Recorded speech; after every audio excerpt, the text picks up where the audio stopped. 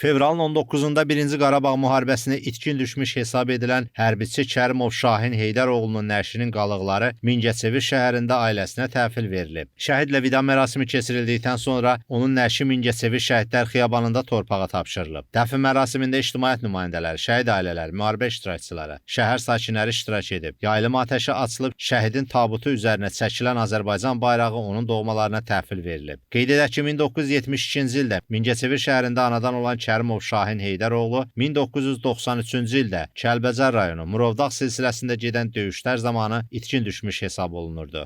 33 ildir yox idi, itkin idi.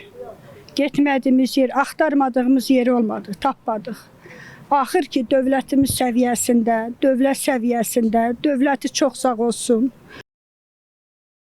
Fevralın 19-da həmçinin 1-ci Qarabağ müharibəsində itkin düşən hərbiçi Vüqar Səlimoğlu Babayevin nəşinin qalıqları Göyçay rayonunda ailəsinə təhvil verilib. Əvvəlcə Göyçayın Qarabaqqal kəndində şəhid hərbiçi ilə vida mərasimi keçirilib. Mərasimdə kənd sakinləri, şəhidin ailə üzvləri, qazilər, eləcə də rayon ictimaiyyətinin nümayəndələri iştirak ediblər. Cənazə namazı qılındıqdan sonra itkin şəhidin qalıqları Göyçay şəhər Şəhidlər Xiyabanında torpağa tapşırılıb, dualar oxunub. Qeyd edək ki, 1972-ci ildə Göyçayın Qarabaqqal kəndində anadan olan Vüqar Babayev 1994-cü ildə Kəlbəcər rayonu Yanşaq kəndi ərazisində gedən döyüşlər zamanı itkin düşmüş hesab olunurdu. Könüllü getdi, axırıncı dəfə gələndə mamam çox dedi ki, yəni getmədən Vüqar nə olar?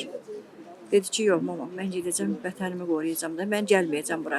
Onun dostları hamısı gəldi, o gəlmədi. Gəldi, yəni mamama dedilər ki, Vüqar nə qədər elədi, Vüqar gəlmədi ki, mən döyüşəcəm. Elgün Gəncimsoy, Fəxri Məmmədov, İlham Əhmədov, Talih İbrahimov, Layiq Qələndərli, APTV, Mingəçevir, Göyçay.